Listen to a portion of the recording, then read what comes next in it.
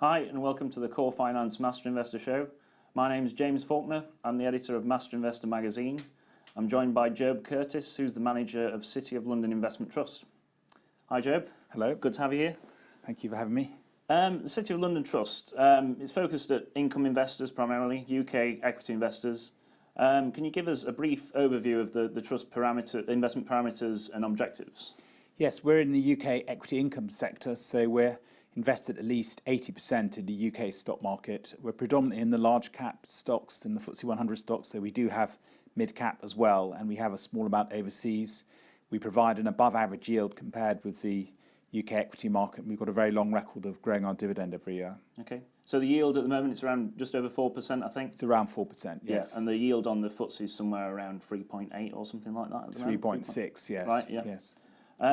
What do you look for in a good dividend stock? What are the traits that you look for? What we're looking for is a mixture of income and growth. I mean, income on its own is not enough. I mean, a bit like life, companies are either going forwards or backwards, and so the company needs to be generating enough cash in order to both pay the dividend, also to invest enough for the future, and the future growth of their profits and business. So we're looking, we look into a lot of detail into the sort of cash characteristics of the business we're investing in. I mean, certain types of industries don't need less investment than others and are able to sort of have a higher payout ratio and may have more modest growth prospects. So the portfolio is a kind of blend of companies, and I have got some lower yielders in the portfolio to provide more growth. And so in the very long run, we have actually outperformed the index by quite a degree. So it's, in fact, in a way, dividends are the secret part of investing, in that actually a lot of the long-term return does come from income. There are periods when growth is very much in vogue, but in the long run, dividends are very important. And going forward, I suppose with rates being so low, I suppose the dividend income is going to be a greater component of returns going forward, I suppose? Well, rates have been very low for a while.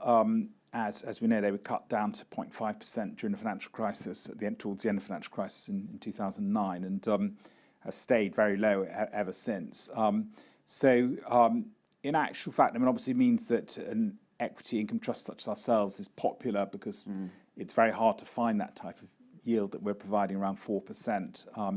You can't find it in bank deposit accounts, and very hard in fixed interest. So, and we're providing income growth as well. But having said that, it's actually been a good period for growth stock investing in recent years. I mean, the world markets have really been led by the so-called FANG stocks in America, the Facebooks, Apples, Alphabets, etc. So I wouldn't say that this is necessarily purely a good era for income investing. It's been a good era overall for stock markets. Yeah.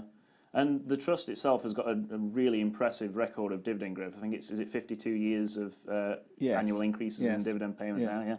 And you yourself have been there for around 27 years, is it? Yeah, just past my 27 years. So what's your secret to dividend success? Well, I think you've got to be in the right companies, the companies that are placed to provide consistent dividend growth, and that obviously requires work and analysis and judgment. But also the investment trust structure does have certain advantages in that, unlike open-ended funds, we don't have to fully distribute all our income every year. So we can hold back up to 15%. So it means you build up a revenue reserve. And so in the years when there are dividend cuts across the market, then you can use that reserve to carry on growing the dividends. So actually, out of the 27 years I've been manager, 7 years we've had to dig into reserves. So I couldn't have achieved the record, and the trust wouldn't have achieved the record if we'd been open-ended. It just wouldn't have been possible. Yeah, and there's a lot of debate surrounding the OEIC versus the trust structure. What else is it about the investment trust structure that enables superior performance, do you think, over the long term? Well, I think it's horses for courses, and some people will prefer open-ended, but certainly one aspect that investor trusts can do is they can use a gearing, which is borrowings, and so this wouldn't. It's not to everyone's taste. We do it in a conservative way, but certainly in a rising market that will enhance returns. Right. And then investor trusts also have independent boards of directors, which who provide an extra level of kind of scrutiny, and that they're there to act in shareholders' interests, and they're there to negotiate fees. Some investment trusts have higher fees than OEICs, but in general, investor trusts have lower fees, and our trust has, our fee is particularly low at our ongoing charges ratio last year was 0.42, which is much It's lower than quite you'd low, find yeah. in an OIC. What about Brexit? Because obviously the situation at the moment is, utterly confusing. Nobody really knows what's going on. How is that impacting investors such as yourself at the moment? Well, I think it is a very difficult situation to read, and it changes, quite a lot.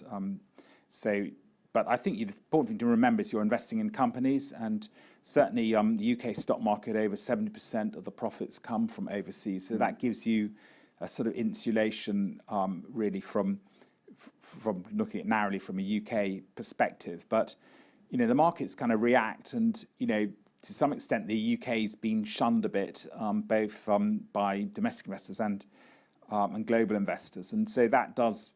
If you take a relatively sanguine view, that may be throwing up quite a lot of value actually in some of the domestic sectors. So I think it'd be a mistake to ignore some of the domestic sectors, particularly if we get a favourable outcome. There could be a lot of opportunity there. But certainly in the City of London, we're mainly in the large companies, so we're kind of predominantly in large international companies. But we do have, our fair share of domestic companies like house builders, where I'm also quite keen on prospects. Yeah, and while we're on the subject of value, a lot of people have been, looking at the US markets in particular and thinking they look quite toppy at the moment. The UK market looks quite a lot cheaper. What's your view on valuations in a sort of long-term perspective at the moment? Well, I think the UK market, does look good value relative on its sort of trailing measures we look at, like dividend yields or PE ratios. I mean, some people try and do it on a cyclically adjusted basis, which but again, it doesn't look bad value compared to some of the other markets. I mean, the US has got this big technology sector, which has really caught the imagination of people, and certainly, the companies there are doing remarkable things, and but they have very high valuations. Some of them, like Amazon, but people are willing to sort of, because they're growing their revenues so rapidly, willing to kind of put them on a very high valuation. So we don't really have a big technology sector in the UK. So it's not completely comparing apples with apples, but the market certainly looks good value relative to fixed interest. The yield on the markets we're discussing 3.6%. I mean, 10-year gilts yielding about 1.3. So it's it is, and you've got mid-single-digit dividend growth. So I think the UK market does look reasonable value at the moment. But we've had a long bull market. The market's been going up, best part of 9 years, and so obviously people do get a bit anxious, but certainly on the measures I look at it, and companies seem in good shape, and so I'm pretty happy with it myself. Yeah. And which sectors in particular and which companies in particular are you finding value in at the moment? What are you buying and selling? Well, I was going to suggest an idea which kind of works quite a good pair, as you might put it, right. And that is. I quite like the oil sector at the moment. I mean, Shell and BP are very big companies. Royal Dutch Shell and BP. Both had quite a good run. They've had a good run, and but people were worrying a year or so ago whether they'd have to cut their dividends, and now they've actually covered their dividends for free cash flow. They've reduced their costs dramatically, and of course the oil price has moved up quite sharply over the last year, and and obviously global growth has boosted demand for oil, and supply is begin to be constrained, particularly when you throw in renewed sanctions on Iran. So the oil majors are in a good place, and they're both yielding over 5% at the moment. So I think they're not. These are very big companies, and they're not going to kind of dramatically perform like a small cap stock might, but I think they look pretty solid at the moment. And then the one I wanted to sort of kind of connect with them or combine with them was actually Carnival, which is the biggest cruise company in the world, and it's basically 80% listed in the US as a dual listed stock and 20% listed in the UK. And it's actually, cruising is actually quite a good growth area in people. It's a relatively good value holiday compared with equivalents on land, and it appeals to sort of the older part of the population and benefits from good demographics. But Carnival, quite clever, they've got lots of different brands in their company. So they have got brands or kind of cruise companies that appeal to the younger generation as well. So, but I think why the shares haven't performed at all well over the last year or so, and that's because obviously fuel is a big component of costs for the ships, and so the market tends to mark them down when the oil price is going up. So whilst in actual fact they've delivered quite well on their profits, they haven't actually missed in terms of their profit forecasts, and so they're producing some steady growth.